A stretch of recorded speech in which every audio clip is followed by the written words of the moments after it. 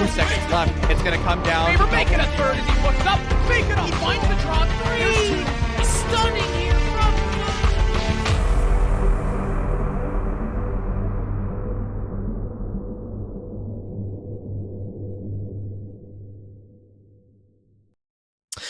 What's up, everyone? Welcome back. Sorry about the kind of scuffed first segment. Unfortunately, the match we had planned to cast was a 4v5, and of course, we're not really going to be doing that because that's kind of boring. So we went in, we watched a bunch of different people's POVs. We saw Kusick get taken down by Didn't Ask, 1 HP defeat their opponents.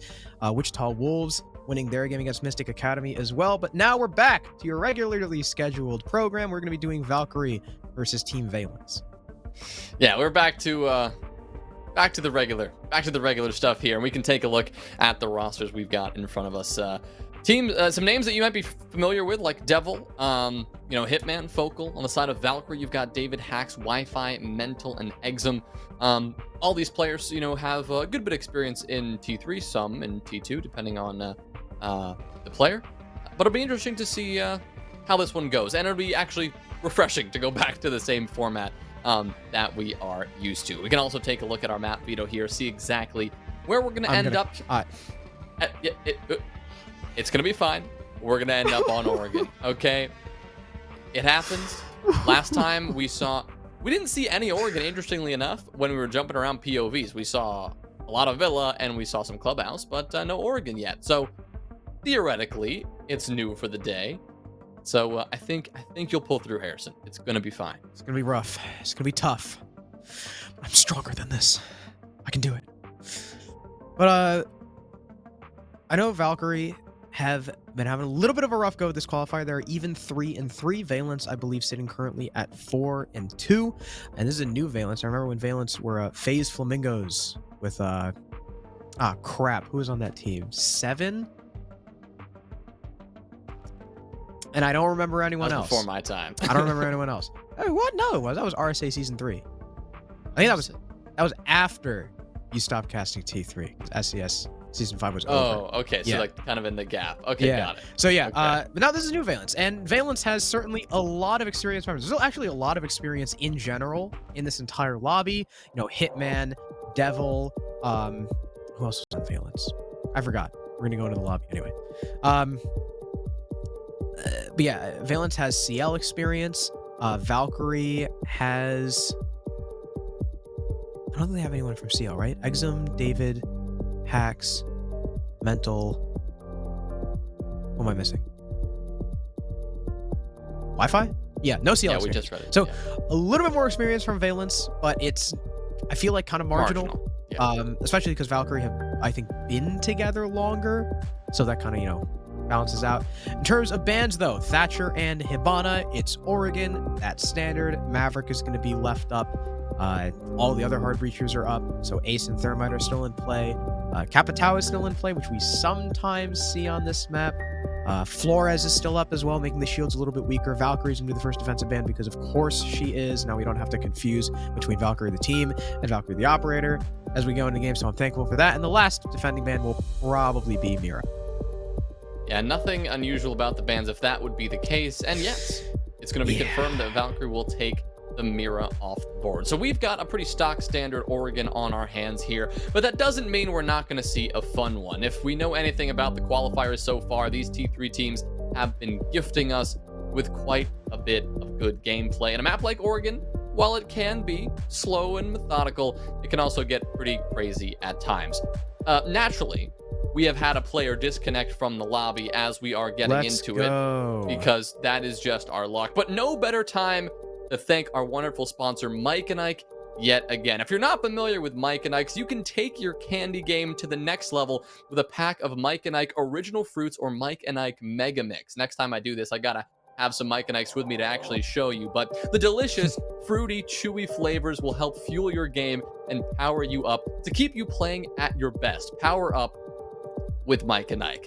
Fantastic sponsor, and it's huge to have them supporting this event. And hopefully, the fruity, juicy, delicious flavors of Mike and Ike can encourage these players to get back in the damn lobby, because once again, we are having a bit of a problem getting them started. But once we do, we will have our fingers crossed and hopefully get a good Oregon underway. Yeah, Devil is apparently on his way back, and also, mistake with the roster, David is not playing.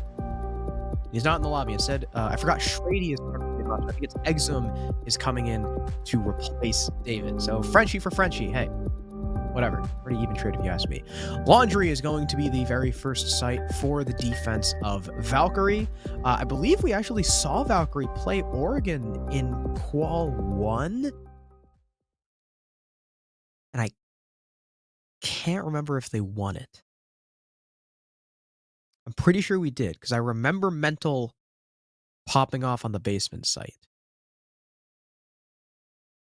I wasn't here during Actually, I actually didn't was see that Mental or Maniac?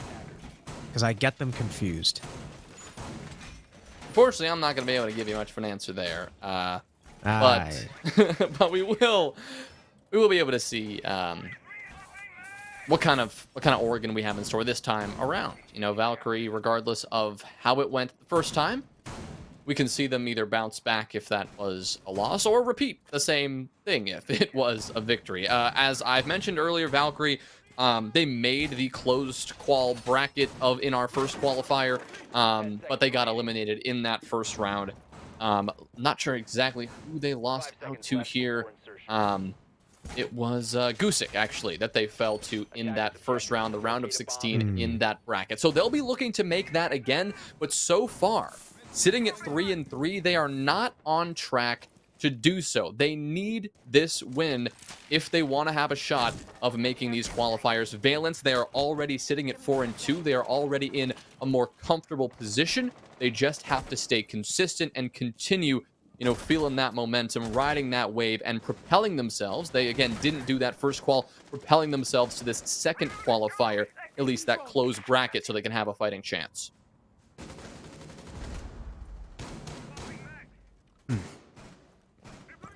So already, Valence have moved in, starting to open up the vert, obviously, deal with anyone playing off-site upstairs, and of course that player is Shrady in security, but as soon as the Buck goes ahead and does his construction work, Shrady's immediately going to fall back. Smart play from him, not wanting to get caught out by the skeleton key of Rican, and now Focal is the next up. He's going to be trying to work his way down Freezer, where Shrady is playing with 2 ADSs and a shotgun to his name. That is a most advantageous fight for the Mute.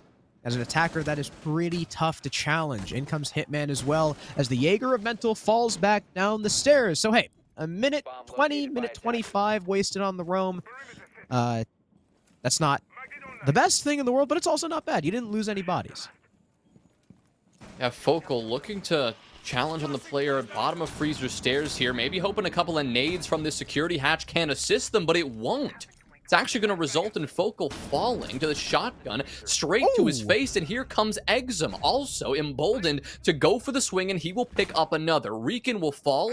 Elsit will get a bit of a response here, but that's going to leave both him and Hitman alone to fight against 4. That's going to be Mary Mental, who's been dropped down to quite low HP here. And now a nade coming his way.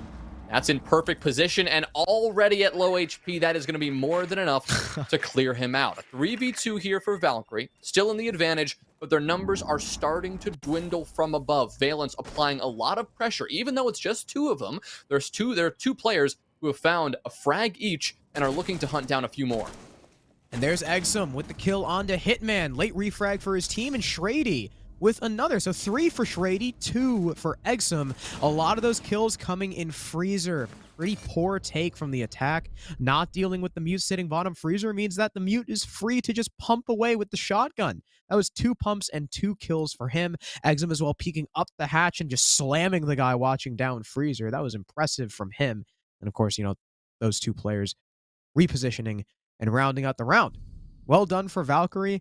The roam was nothing impressive. It was pretty standard as well from Valence. The clear, very standard, kind of what you expect, but it was that Freezer play that Valence really didn't know how to take control of.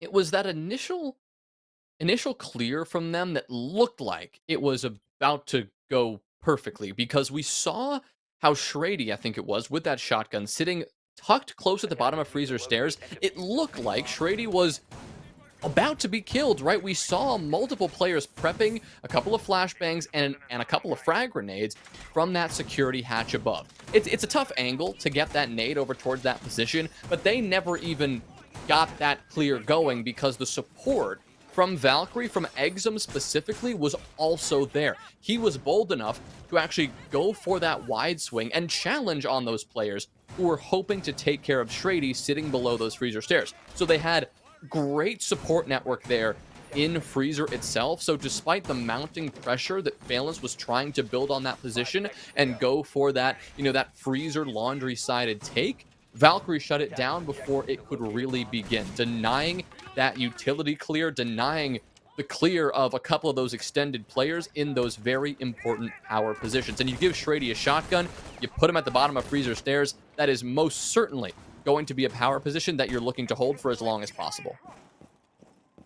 Yeah, once again, Valkyrie are extending into the middle floor. So this is arguably even more important to clear than on the basement round because you do not want those C4s to come up from under you and blow you sky high, and especially because it is Mental and Shrady, the two C4 operators roaming down here. That makes it even more imperative to clear these players. A nade goes in, that'll deal with the signal disruptor, blocking both the doorway as well as that main kitchen single panel wall. That'll force Mental to back up a little bit. You can tag team with Shrady, and you've also got Wi-Fi at top freezer, who has a retreat down into the basement, supporting Shrady and establishing this crossfire. You've even got Exum above looking through floor holes by the double door, but it's going to be Reekin with the first kill onto Mental. That player in kitchen now going down. Shrady no longer feeling safe to play inside of security, will fall back with Wi-Fi and likely come back up to the site soon enough. Shrady picking up that first kill, at least for Valkyrie. That one on to Reekin. Once again, shutting down the Buck. Really looking to keep that soft destruction in the round for a bit longer if you're Valence, but another round where they will not be able to do much with that skeleton key. So now, instead of approaching this site with that soft destruction, with that utility, they're just trying to find these frags. Focal will walk up the white stairs and, yes, get smoked by hacks. Shrady will continue to frag out, now finding his 5th kill just on this second round, shutting down another one of these just unaware Valence attackers. It's Hitman and Devil, the last two players standing, with, well, quite a battle ahead of them. They're going to have to fight against 4 of these Valkyrie defenders who are not just sitting back. They're actually playing pretty aggressive and swinging out onto the several positions they know Valence are holding. They knew Devil was at the top of the white stairs, and so they forced him away. Devil will take the time to rotate all the way around towards Trophy, where he'll be contesting from the other side, hoping that this 180-degree crossfire that he and Hitman are holding is enough to get this traction back in the round, but it's going to take more than a smile to get that one done. Yeah, there's only 35 seconds left. Not a lot of time to try and clutch up a 2 versus 4, and these last 2 attackers are very separated. In comes Hitman. They hear the vault as Hax goes down. He's at least traded, and wow, Exum whips around for the second as well. Incredible play from the Jaeger gives Valkyrie their second round in a row, and once again, the roam clear. Nothing special. Was able to nab the kill, but it was the fight back from Valkyrie. Shrady getting the trade on his way back into the site, and the site play working wonders for Valkyrie. So far, the big issue for Valence has been actually punching in and getting past the initial execute phase. Right, I mean, they got that clear down, like you said, but when it came to getting the steps done to get to that execute, that's where they fell short a little bit. It's not often we see multiple players pushing up the white staircase prematurely, but I feel like that's kind of what we saw in this round, Harrison. It wasn't that Valkyrie just had the awareness and they knew where to run and seek the frags and shut down Valence. It was more that Valence was putting themselves maybe a little bit too extended for their own good. They didn't check all the boxes necessary for that kind of white stairs push. They didn't apply enough pressure from below kids in order to clear out those players who would likely be swinging on that white stairs position. Why is that, you might ask? That's a consequence of losing your Buck pretty early. When you don't have that skeleton key, your operator designated to decimate the floor of that kid's dorms area, you pretty much don't have that other option to shut down those players on the site who are swinging on you. And Valence learned that one the hard way. Valkyrie more than happy to exploit that, and they'll take 2 in a row. And now we go on to the tertiary site, the real test of Valkyrie's defense to see if they are all about that. Now, if you don't know, we could have mentioned this on the previous site as well on kids, but the kids bomb site, the room has actually been changed. It was kind of shadow patched for whatever reason. I believe the bunk in the middle of the room is actually slightly bigger, and you can shoot under the bunks now. So, changes some of the interactions with like I know like the pit drop, big window. You can no longer see past. I think you can no longer see like from big window into the rotate. I think, or the angle is a lot smaller, something like that because of the increased size of the bunk, or if it was repositioned or something like that. All I know is that kids is different now. I don't really know how much impact it's going to have. We'll just have to wait and see if any of those changes come into play. I think I actually saw someone getting, like, their feet shot up from under the bunk. So, that's already one way that it's impacted people trying to hold that. Well, on Oregon, I mean, this kid's site, the room itself, I mean, it comes into play on a lot of different objectives. The reason you mention it now is because that's exactly what Valence are trying to approach. That's what they're trying to clear out. In order to go with this meeting attack that they're trying to make happen here, they're choosing to, do it the hard way, do it the methodical way, clear out this entire top floor rather than shortcutting it and just clearing out attic. The problem is, this costs time and this costs utility. It's been over 90 seconds in this round, and you still have Wi-Fi. You still have Shrady, who are ever present on this top floor, and not only that, but they are fragging out. Wi-Fi will claim the first kill onto Devil, who had the pre-fire, but just not in the right position. Shrady will also take down Rican, who was not aware, it seemed, of the castle's position, maybe assumingly that he had dropped away. Of course, that would be a misconception because Shrady was very much still a factor, so much so that he will find his 6th kill on the round. Focal alone gets taken down by Exum's shotgun. He will get traded out eventually by Hitman, but once again, Valence are in a 2v4. And that was Exum's first death. He's 5-1 as Hitman gets lit up even more from this Malusi. The nade will come in, but Mental expects the play. Good game sense from the Malusi to rotate off before the explosive hit him. Elsys will finally end Shrady's reign of terror, giving the castle his first death as well. But both he and Hitman are very lit up in a 2 versus 3 with the smoke still alive and the Jaeger's carbine still in play. Wi-Fi coming now from Greenhall to help his teammate. There's Wi-Fi with the first kill, looking for the second, but he doesn't even need to take the fight. They know that Hitman is effectively out of time, and Mental will put him in his grave with the pistol. Valkyrie take a perfect site rotation to start off Oregon. Well, you said meeting would be the real test, and I gotta say, it didn't look like they needed to study much for that one. I mean, they clearly had it down just fine, and Valence didn't put up much of a fight. It wasn't a misconception about what they needed to do, maybe compared to the previous round. Valence elected to go about that round. I called it the hard way, and I'll stand by that. They had to go by a very challenging top floor clear that would take a lot of time. It felt like they didn't commit enough resources to that, right? They only had 2 players trying to clear that one out at any given moment, and both of those players died. Right? They both lost their lives to Shrady, and it was, I think, Wi-Fi on the Jaeger in that round, who was sitting in attic. Clumsy mistakes coming out from Valence.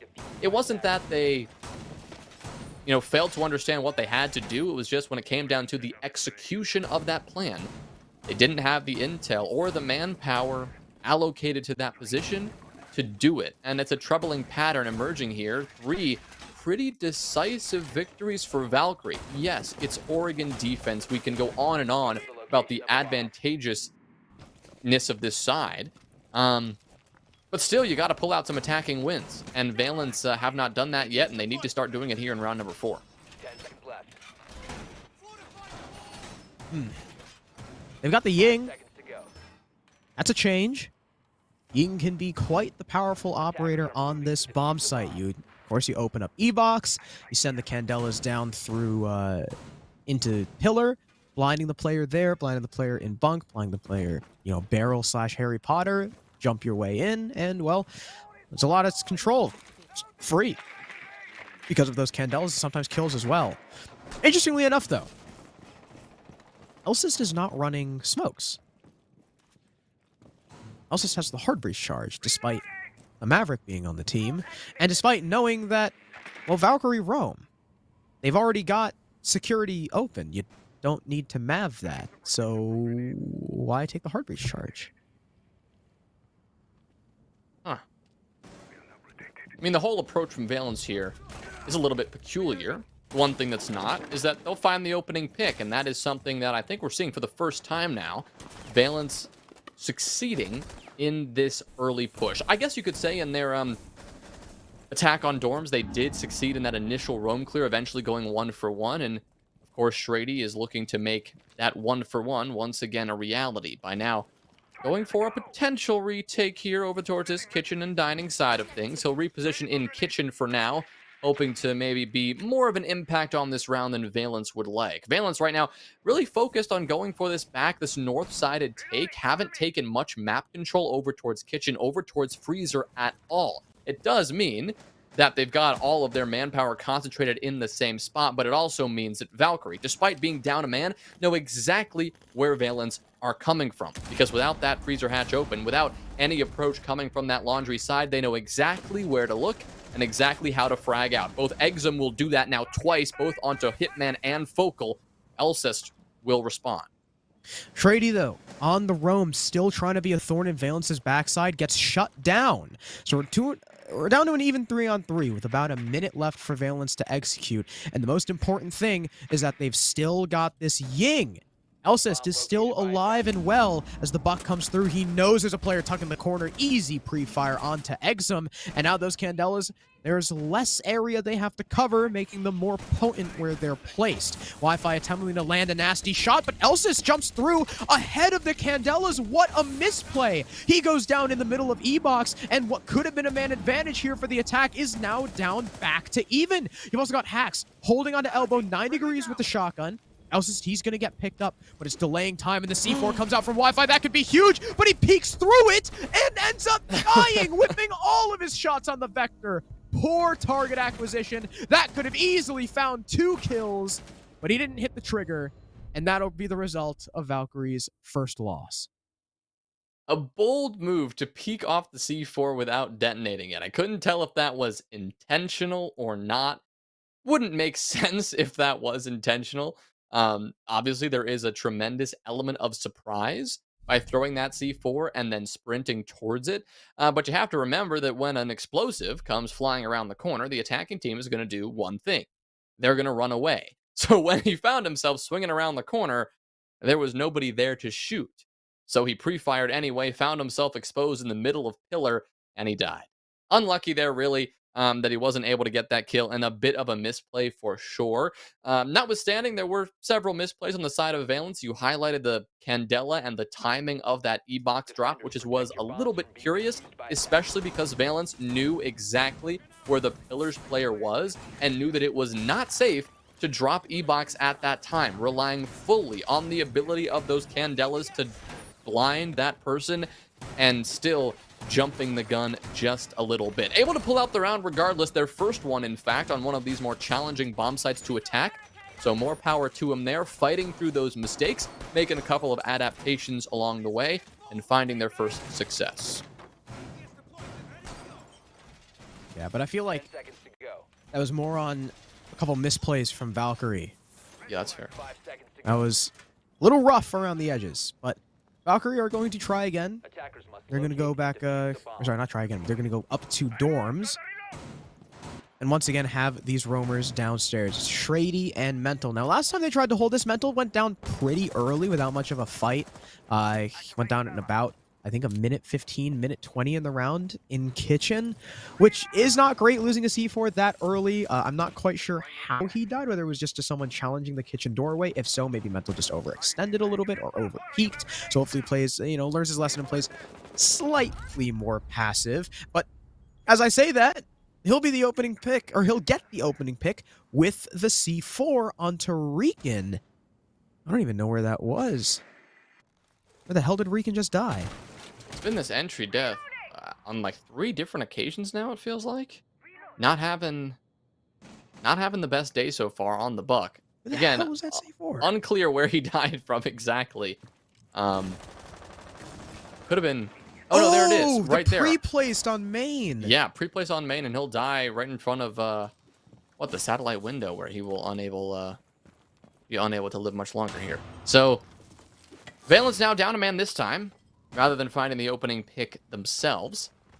But they've still got a bit of utility and a bit of time to work with. Devil will be, of course, doing his best on the Maverick, trying to open up that master wall, while Focal is going to take a good bit of damage. I believe that's from Mental, who went for a bit of a peek down below. He says he fumbled that one, and yes, missing that fatal blow, just 1 HP remaining on Focal, and now they know exactly where he is. Doesn't seem to matter, though, for Valkyrie as a whole, because they'll pick up that kill onto Alcest either way, and because Focal is already super low on HP, this one is essentially a 5v3, now 5v4v2, because Shrady was able to get that trade onto Devil after Focal got the kill onto Mental. Hitman spotting out Wi-Fi, who got a bit over-aggressive for his own good, and finishing off that kill with an impact from below. Nice timing there, so not out of the question that Valence can still take this round. They will have to deal with a flank from Shrady and the 2 defenders who remain on the site. Oh, it probably spooked Wi-Fi a bit. Still 3v2. Focal very low on HP as Hitman separates from his teammate, looking to make his way up towards Trophy. They know about Focal's position.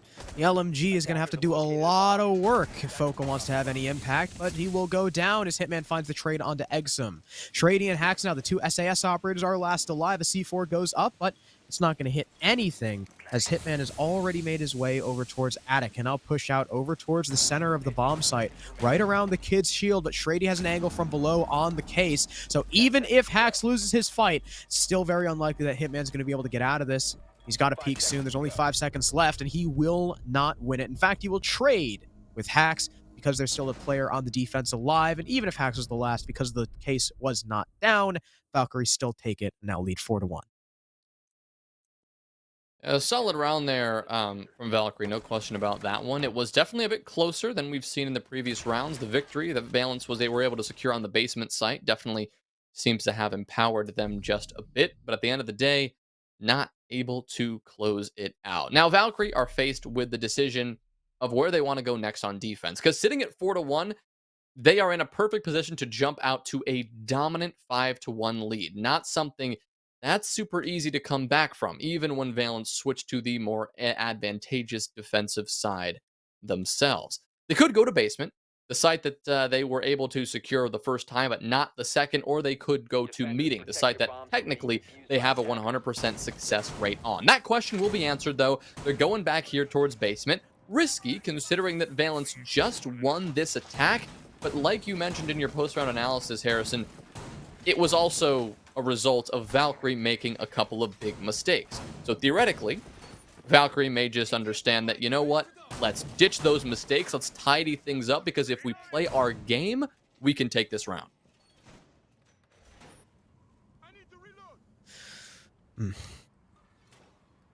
Yeah, Valkyrie just need to tighten up. That's really it. They just need to tighten up.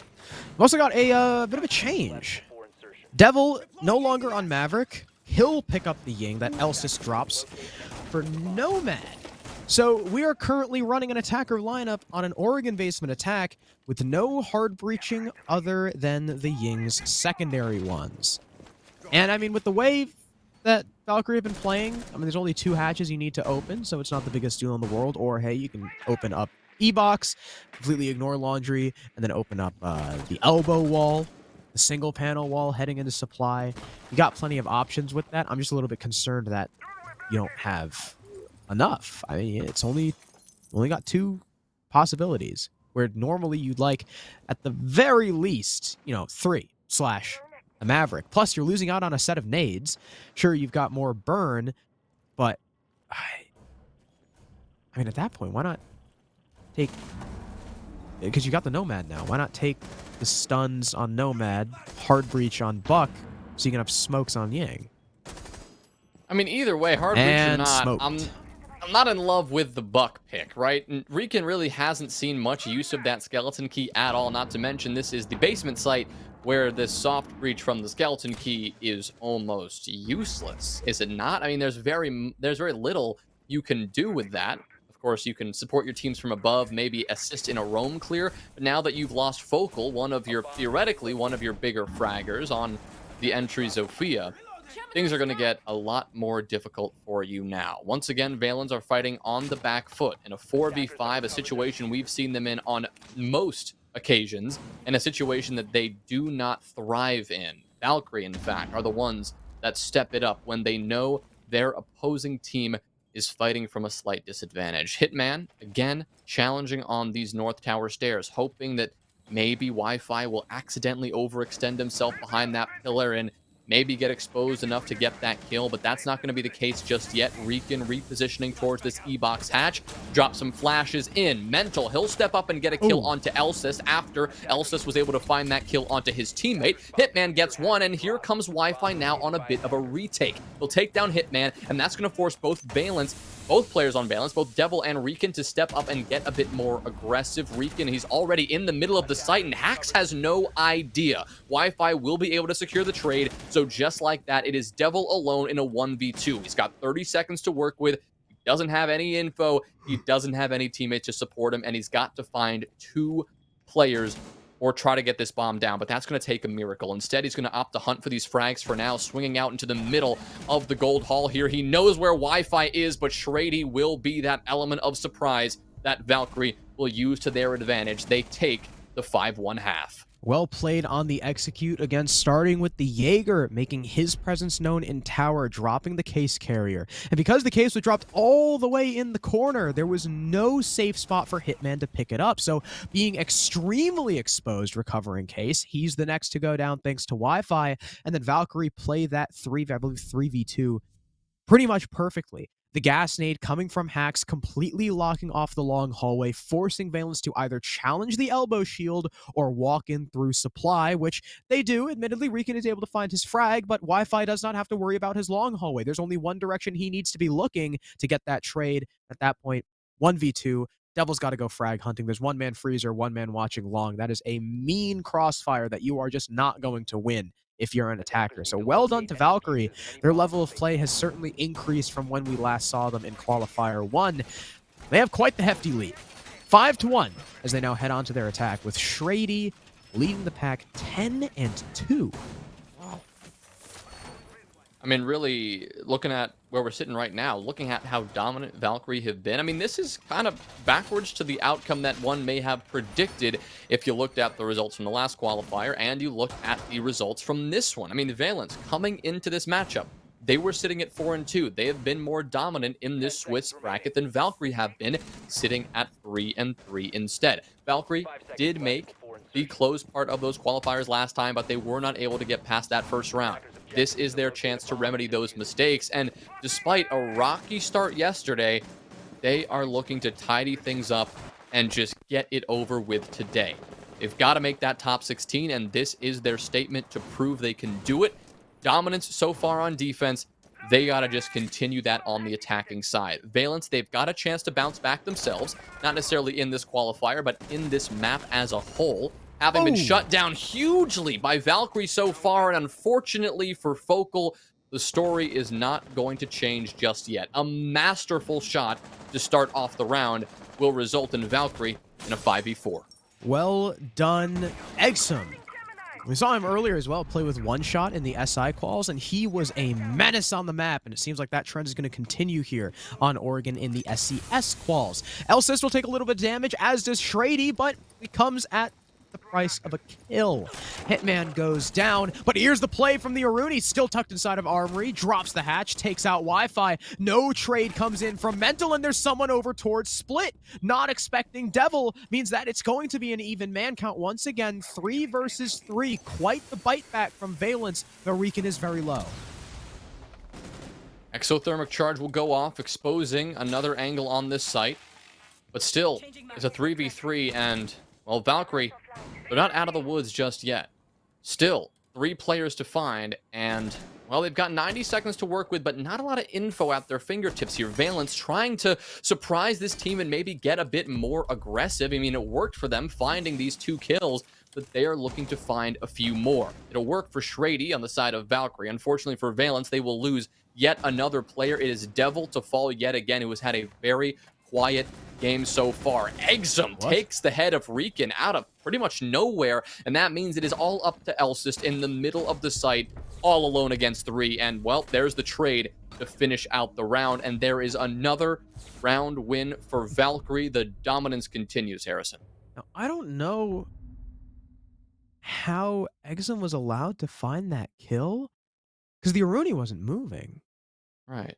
I wonder if there was some kind of breakdown in communication. Maybe the Aruni expected Elsist to have been covering his trophy door. Because without Elsist there, Exum is free to just walk in through trophy and fry Riken, who wasn't looking there. So I imagine there was some sort of communication problem between those last two players, maybe not completely clear on which angles they were watching or which angles they were exposed to. By the way, that allows Valkyrie to win the round. Again, well-placed shot from Shrady as well on a Devil into the attic rotate, really opening the site for his team in that 3v2. Valkyrie up 6-1. We have yet to have a solid response from Valence.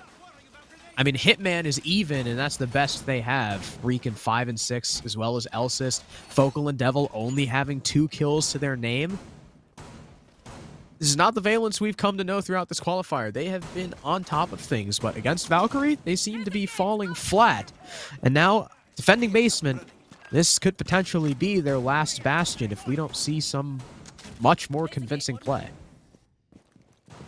Hard to put a finger on the one thing they're doing wrong, and it's not like we can see a ton of different things they're doing wrong, at least in a big way. It's just the little things that have been adding up in a couple of these rounds, and well, I mean, look at where the scoreline is now. Those little things matter, especially if there's a lot of those little things going wrong. If there's a couple of communication issues, if a couple of information issues where you don't quite know where the attackers are coming from, and we can see that Devil has had enough. Same for Hitman. They want to challenge Valkyrie head on because as far as they're concerned, this is their last hurrah. They want to make sure that they can go out fighting, and maybe an aggressive, rat roam or an aggressive contestation of this attack the moment they step in the building is the solution. As I say that and talk about that strategy, it does seem that Hitman and Devil will maybe think twice about that, backing off and rotating away towards the tower side. In the meantime, Valkyrie have actually taken a good bit of control on this second floor. We can see Shrady on the Lion,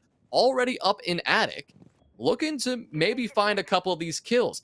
And potentially now that Devil is going all the way back up to T3, yes, it could be an element of surprise, but he also could be isolating himself and trapping himself away from his teammates who, in a moment, may be in much need of support. Valkyrie have been pretty quick so far. Shrady very tentative about someone perhaps in attic. Again, like you said, it is just Devil all the way at the top of T3. And, I don't know if Valkyrie know about this. I don't think they do. I think they're completely and blissfully unaware. The Shrady is going to take some shots, I believe, from Devil himself. So, well, you see the pings. They know now. They are painfully aware, but do they have the time to deal with it? That's the real question. There's only a minute 15, and they're finally just now aware of Devil's presence? That's not good. You've also got Hitman sitting in garage. He could make a play if someone from the attack is rushing past. I mean, you can already see Exum. He's got no idea Hitman's here. At least I don't think. But never mind. There's the wall bangs. Okay, they had perfect intel on him. I thought he was hidden. And, well, it was the exact opposite. And now Devil's getting full blinded. No one from the attack is going to be able to capitalize on it just yet. So that flash is unfortunately going to be wasted, whether Valkyrie know it or not. Devil is perfectly happy just sitting up here. Now, what Valkyrie might do, because they know it's -1 man on the site, just take the 5v3 here or take the 4v3 and have one man watching the flank waiting for Devil to make his move. Hax is looking like he wants to try and drop E-Box Hatch, but here comes Devil. SMG 12 in hand, curiously, for whatever reason, not using the K1A, and there's the flank watch I was just talking about. Shrady capitalizes. Exum takes a lot of damage from Riken. Here come the nades. They're not going to be working because of the Wamai, as Riken gets one. Shrady refrags Wi-Fi on the floor, but Foco's going to keep pushing. Foco gives up his life for free, and the LMG unstoppable. Valkyrie take round 8, 7-1. because of some, well, really questionable decisions in the last round. Questionable, yes, but I saw the thought process from Devil, from Hitman as well. You could see it from the beginning of the round. They wanted to throw everything at this Valkyrie attack. They knew they were on the back foot so much. They were in a position where they just needed to get aggressive and get crazy with it, and they did. Devil going up to T3, it's bold, incredibly bold, and incredibly risky. It did waste 30 to 40 seconds off the clock. However, Valkyrie, they're more than confident with what little time they did have to pivot, make that adjustment, and go for that push. And like you said, Harrison, they made the smart choice. They didn't dwell on the Vigil sitting in T3. They said, you know what? We've got 5 players, and there's only 3 on the site. Let's turn our attention towards that. Let's take the 5v3, the 4v3, and let's have someone watching that flank. Shreddy did that beautifully, I think, ending up with 14, maybe 15 kills by the end of the map. Yeah, he went playing that one 15 and to 3. perfection and shutting down Devil, who went for the miracle. And unfortunately, that miracle did not come to fruition for Valence, and a dominant 7-1 win for Valkyrie, who, like I said, looking to climb their way up out of this 3-3 hole they find themselves in, and they've certainly made a statement here in the 7th round. Shreddy, 15 and 3. That is a 5.0 KD. That is nothing to scoff at all. Incredible work from him on generally support-ish roles. Mutant Lion, not typically the most aggressive, but still they put you in a lot of good spots to find frags. Well done to Valkyrie, and well, they needed to win at least one of the next 2 if they want any hope of making it top 16, so they are on their way. Now, Valence are starting to be in the hot seat, but we got another stream for you. Go ahead and watch another player POV. It's going to be Warriors on Emergence, where they currently lead 5-4. Who are they playing? Let's see. Emergence are playing Valors. Breach is open. All right. I think they're both 3 and 3 right now. This is another very important game. We have the mini hatch open too. Yeah, well, heading back to Oregon, it seems. Our God damn it. Oregon blessing has worn off. We not only had the 1, but now the 2. I expect if we do see a couple more streams later, we're going to have a lot of Oregon, because that's one of your typical qual safety maps that we see pretty often. Looks like things will open up in favor of this attacking team here, and Emergence Talon will answer back with that SMG-11. But look, remember, we talked so much about those drones and that drone counter on the right side of your screen. Only 2 drones have been killed, and there's a minute 15 left in this round. That means the attacking team here has a ton of info to utilize, and with that info, the head of Warrior is not much longer for this world. I remember Sta and Native. Those guys have been around for a while. Dead as well. He's going to get a pick, and that's going to put the Mute in a 1 versus 3. It's going to be a tough situation for him. Not quite sure if he's got any C4 left. Luckily for us, Warrior has turned off that weird portrait thing. We'll see a player through the floor not be able to pull the trigger in time, though. He's got sort of an idea where they want to plant that, and there it is. Wow. Default plant spot right next to the attic door. Done and dusted. Well played there to Talon. You still got 2 more to find. The attackers have a whole 30 seconds to play with. Now, that's a lot, and that barbed wire, that's going to give away his position, but he's still going to smoke that guy. Holy crap. I think that was the Iana? No, that wasn't Iana. That was, I don't know, it sounded like he had a 5.56. Maybe it was a thermite? Either way, he's dead now. That was an incredible shot, but we're in the 1v1. And the Iana has the plant. He's going to knife bait. He sees the shots. He knows roughly where this Iana is, and he's going to go ahead, clear the attic, rotate first, but lose the fight. No, they trade! Wow.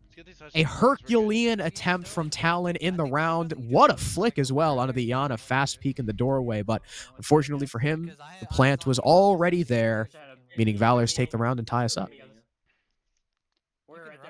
Well, bit of an update about where these 2 teams are sitting. Emergence right now in the middle of the pack. Technically that 21st spot. Again, top 16 is the goal. Emergence 21st, sitting at 3 and 3, the round differential. Just not benefiting them quite enough, but now you need at least 4 wins to be in that top 16. Everybody 16 and above has 4 wins. 1 HP, the only team with 4 wins who is not in the top 16. Valors, on the other hand, they're sitting at the 26th spot. Also 3 and 3, but again, Emergence a bit above them. due to the round differential. So much like Valkyrie in our previous matchup just a moment ago, sitting at that 3-3 spot, or at least formerly sitting at that 3-3 spot, really looking to propel themselves up into the top 16. Any loss from this point forward pretty much prevents them from making our first split of SCS6 at all. And they need this win here. Either of these teams, it is do or die for Emergence or Valors. And again, we are watching Emergence and their perspective as they defend Oregon here. Great attack there from Valors in that last round, of course, almost losing out in the end. Like you said, a Herculean effort from Talon. And so we can see that Valors, while they may have their attacks down, they're certainly not impermeable to quite a bit of maybe communication issues in that 1vx. By the way, in Control, we're able to win their game against Didn't Ask. That is not great for Didn't Ask. That puts them in 10th place, 4-3, with Inc., our first team, 5-2. So, Surf Academy also able to win against Arrival 7, and that's really the only top teams that have finished their games so far. Where do Emergence sit in the standings, actually? 21st. Oh, 21st. Okay, so they're not that far off. They lost 4 drones already. Who are they playing? They need to Valor's win, though. 26. Yeah, they need to win. 4 wins. Yeah. Games door, trophy door. At least. There's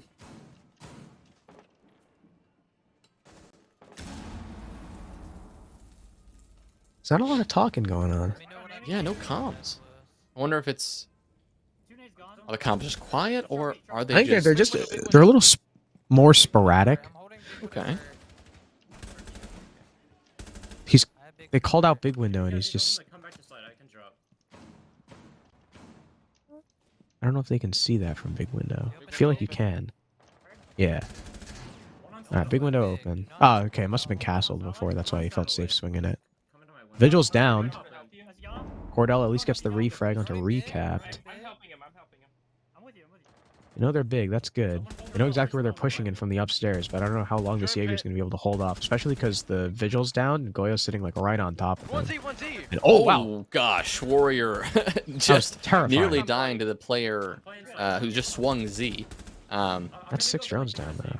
But yeah, 6 drones, and the attack has yet to clear this top floor He just swung. in the nick of time. Warrior's going to take the player on his Z, but wait a minute, he's not finished off, and the Mute is actually charging in to find the trade. He won't do it. Instead, it's Valors to take down Talon. Again, Cordell will be the Goyo on that top floor to fall. Warrior may be able to get picked up here, but Mute is actually going to dash back downstairs, worried about possibly that Z player. So it looks like Warrior may end up Yeah, it was be rescued at the last second there. it was the Zoe who went downstairs to kill, I believe it was the Goyo. Okay. And so they were worried about that freezer. But I got a question decision from Warrior to swing. He heard one of his teammates say, all right, I'm going to flank this guy Z. And he still swung anyway. Son of Finn, able to get one onto dead.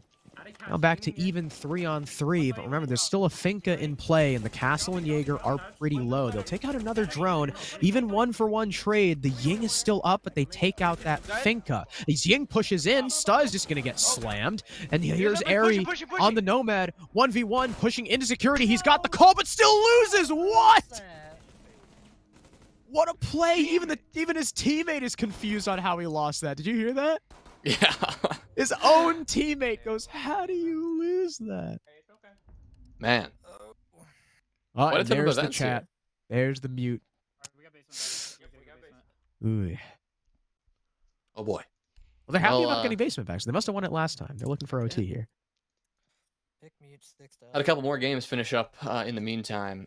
SQ Academy Sinai Village. They lost to SQ Academy here.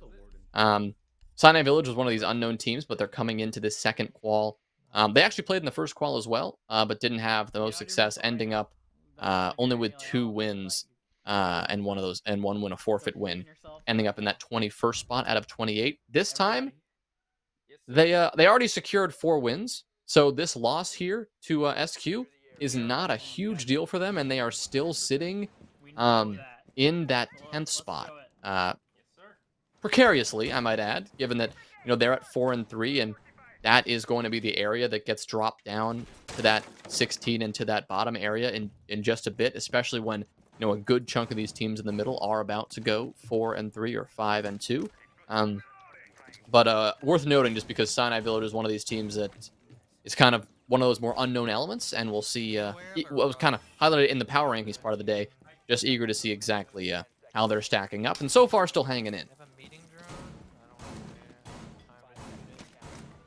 Yeah, I feel like for this game at least, OT is expected. I mean, obviously you could hear from Emergence. They were like, all right, you know what? We kind of trolled that last round. Should have won it, but, basement's unlocked. We got basement. Bunker's already going to be open, so fast down through construction is the attack. Already droning in. Warrior, of course, playing here with the Aruni Gate, the shield. I assume he's got some ADSs as well as he shoots away the first drone of the round. Of course, he's holding onto this crossfire along with the elbow player. He's holding the pixel, hopefully looking to catch someone off guard. The problem with holding pixels on shields like this is that when you see the shield as an attacker, if you don't see anyone directly behind it, you kind of pre-fire those. So it can be a bit of a 50-50. At some point, though, Warriors gotta commit to one of these positions, right? Is it going to be behind that deployable shield facing towards that construction, that bunker door, or is it going to be more focused on the tower stairs? Right now, he's got a bit of freedom because it is only, 60 seconds in, and Valors haven't fully overwhelmed that second floor and started engulfing on really any singular position right now, just figuring out where they want to be, dipping their toes in the water, whether that's on that pillar side or over on that freezer side, just getting their feet under them right now. And that's why Warrior is moving around a little bit freely. Perplexed will open things up for Emergence here, and Warrior is actually looking to further that advantage, but he will think twice, and again, retreat to this shield near Harry Potter. Now again, eager to swing out. A bit surprising to see this from Warrior, especially now that you've already got this advantage, but here come the Candelas and possibly an early drop from Valors. It's going to pay off for Dead. He'll pick up a kill onto Cordell as the Zofia begins to roll on into this site. They've got their eyes on the bomb, and more Candelas are going to flood into Freezer, forcing these defenders back. All the way now, forced back into Freezer, into Laundry, and they're starting to get picked off now one by one. Son of Finn will stay alive, though, and take a good kill onto Airy, removing a continuing building pressure from Valors here. Recap, though, again, a response is found. The diffuser is dropped, and they've got an eye on it sitting in the closet. All of a sudden, Valors, they've just lost a valuable resource here, but they're still going to find these kills. Perplex pops up, gets Dead. It's now a 1v1, and with 30 seconds left, this Yana still has some time to work with, and Recapped will take the head of Perplexed, and just like that, finish out the map. Out of nowhere, Valors make it happen. Wow, Recapped, I think, was definitely the biggest force in that round for his team. I mean, walking into Freezer, getting the kill on Warrior, who we were watching, and then very sneaky behind that shield. I didn't even expect him to be there. That scared me.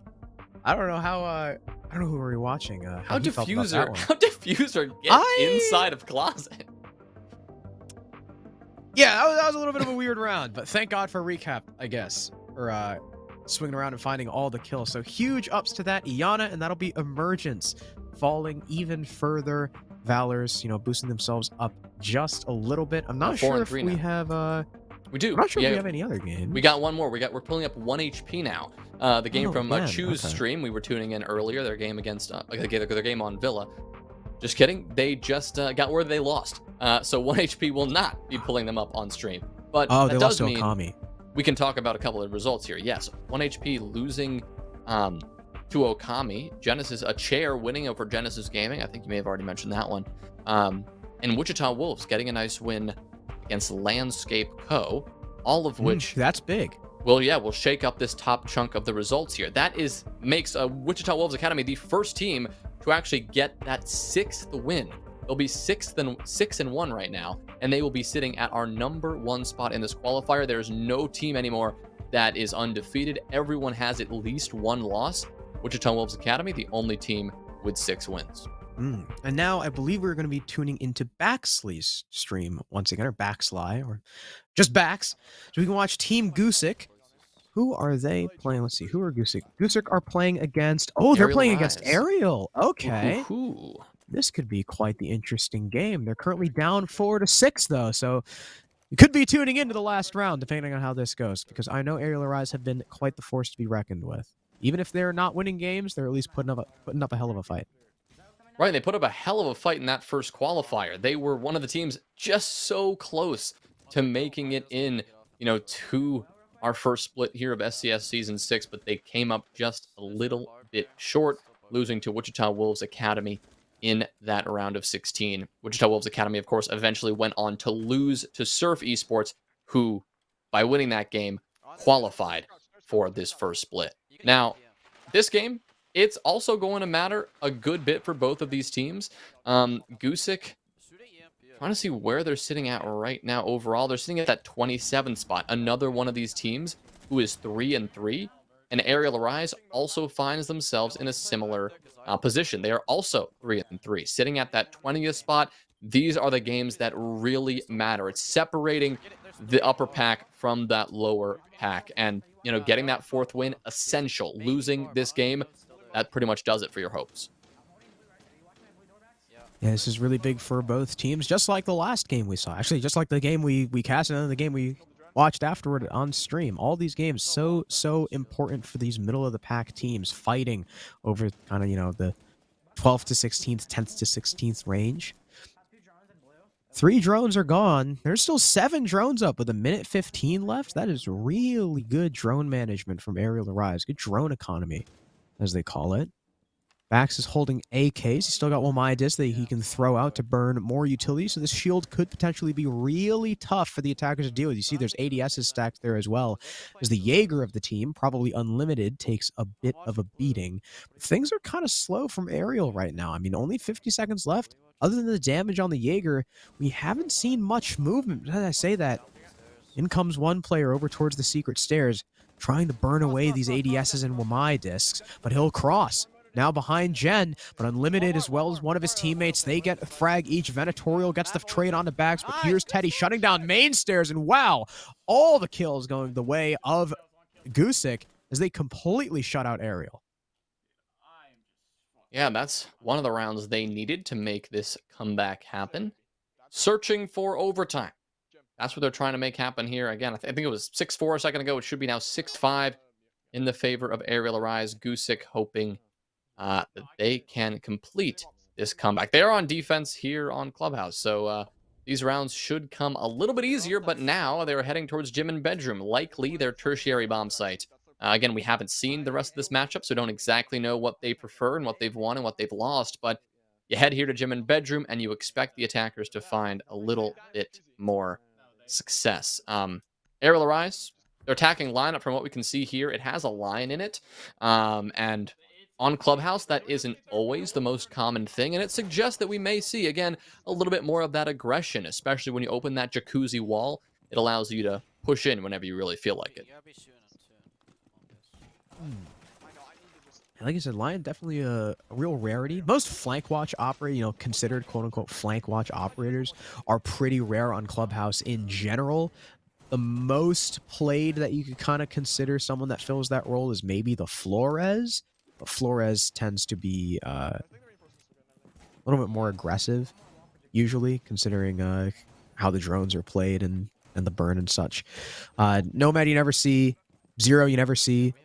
Lion is very rare, but I think that also, comes into the fact that Aerial Rise are a very fast-paced team. They play fast. The last round, a little bit of an exception. I think their stalling out definitely hurt them. That is not how they like to play. They're very aggressive. I mean, they're a pug stack, after all, of very experienced players, so why wouldn't they play like that? And going on to their gym attack, they're going to have to clear the man of the hour backs out of cash and server, but he doesn't really look like he's got a lot of help. I mean, you're on the alibi, so you can throw down some holograms, at least for some mental support, but no, you don't have actual teammates behind your shoulder supporting you with some of that gun skill. We can see that CCTV wall, the platform wall, has now been opened wide, and that will force Bax to retreat a bit into cash and now put him in even more of a dangerous position, especially considering that, like you said, Harrison, he is all alone in this position. Very dangerous to hold such an extended position and such an aggressive one on such a pivotal round as this. It's important to have this extension into cash. Yes, that I fully acknowledge that. But is this the way you want to do it? All alone with no support from your team, or it turns out no support from ADSs as well. That nade from Venatorial is not going to have any problem in finding the feet of Bax, and he is already down for the count at the early onset of this attacking round for who I just lost track of who's playing here. Goosick. From Goosick. Goosick and Ariel. Like Ariel. Oh Jesus, man. It's been a long day. Been a long day. That's been a long for day. Ariel. We were screwing around with the SI quals earlier, so we've been on it for 7, almost 8 hours now, I think. Yeah, because SI started at 3. So yeah, That's true. almost 8 hours. Holy crap! What is wrong with us? Ariel Rise, baby. Aerial Rise, up 1 man. Brilliant start on the cash clear, though the time has since dwindled. We're down to just under a minute. Hopefully, they've got Jacuzzi up. Or no, they don't have Jacuzzi open. Huh. Is this a full con window take? Well, they got someone on the Logi hatch, too, so... This might be kind of, a Logi con play. I doubt they're going to be going for Jacuzzi at all, considering there's only 40 seconds left. Now, these cams are big. You've got bar still, so nobody on the defense has to worry about main stairs at all, thanks to Bax watching this camera. Now, unfortunately, because Bax is a good teammate, we don't actually get into the action at all. But as they go in, Spiker will get one frag frozen, follows it up. Amp will land a trade, but it might be too little too late. The Iana goes down, but Dami covers him. And as Unlimited finds the frag, he'll find himself in a 1 versus 3 that he does not win. Aerial Arise will take, I believe that was the final round. They win 7-5. Well, they'll finish it out. What a name. They'll finish it out 7-5. And Ariel will be, of course, the team in that matchup that still has a chance in this qualifier. They will jump to 4-3, while Gusick will drop down to 3-4. These games continue to be wrapping up, and we've only got, one more round after this to close out the open qualifier before we go into that closed single elimination bracket, which will be happening tomorrow. A couple of more impactful results I can highlight from around the bracket. Windstorm finishing off their game and winning it against Soup, propelling them to that 6th win and locking in their spot for that bracket. Same thing goes for Skull. They also found their 6th win, winning over Firestorm, locking themselves in for that bracket. That's 3 teams now who have secured that 6th win. Any other notable results here? I think we've already been through most, if not all of them. Only a couple games left. I wonder if anyone from Mystic Academy is streaming. Or anyone from Asylum. Playing Outlast Asylum game is still on as well. So I don't know if anyone from those 2 games are streaming. Those would be the next ones I would pick up. But as Ferme hasn't said that we're switching to them in my ear, I would assume not, unfortunately. Yeah.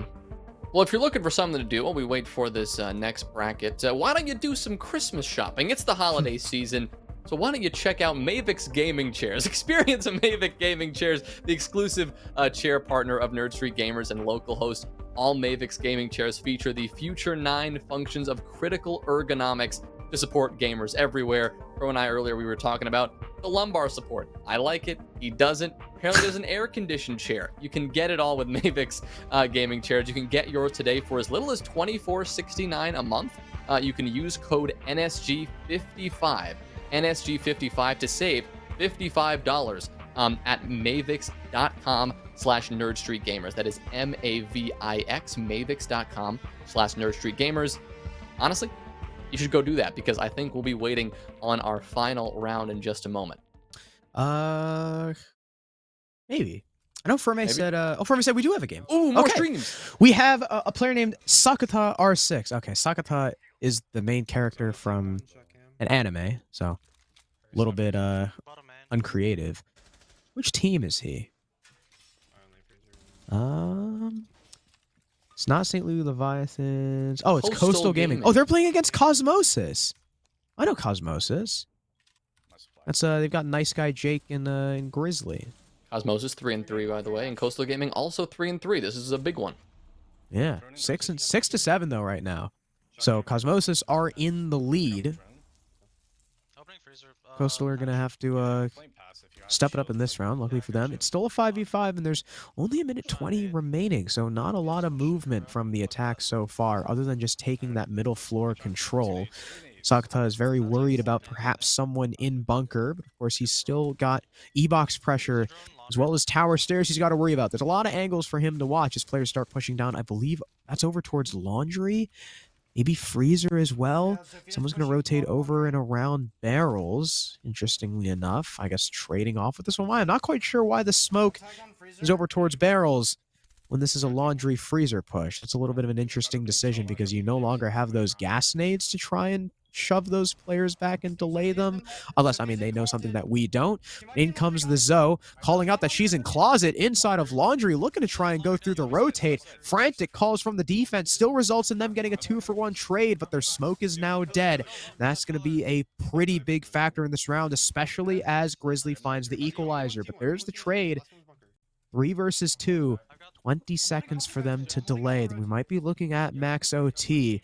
Of course, these last 2 players on the attack could still clutch up, especially if they have case control. These yokais, though, still might be in play, but there's the C4, Sakata with the last kill, and we are, in fact, going to round 15.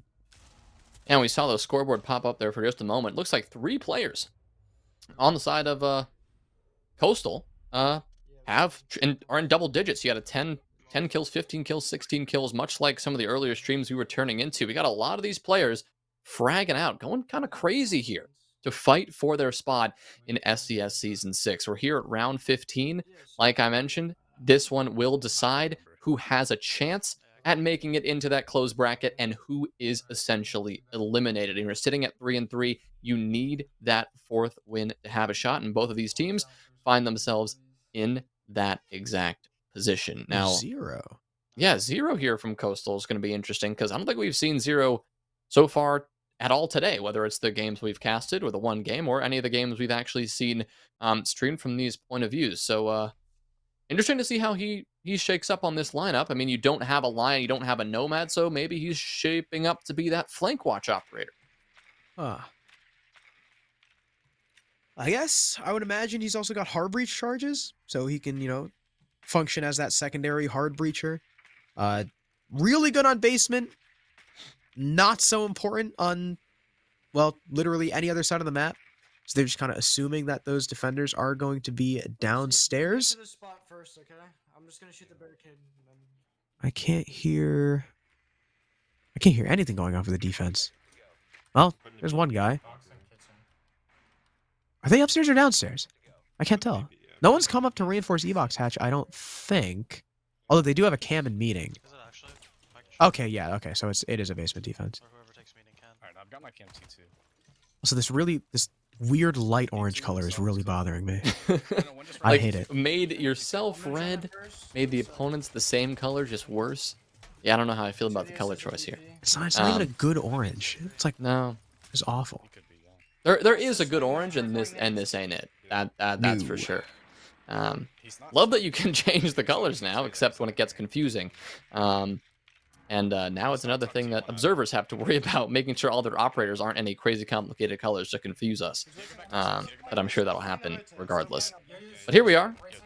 Round 15. Ooh, a split roamer. That's something that Coastal have now identified, but nobody is in position to shut them down quite yet. They'll be going through their methodical clear.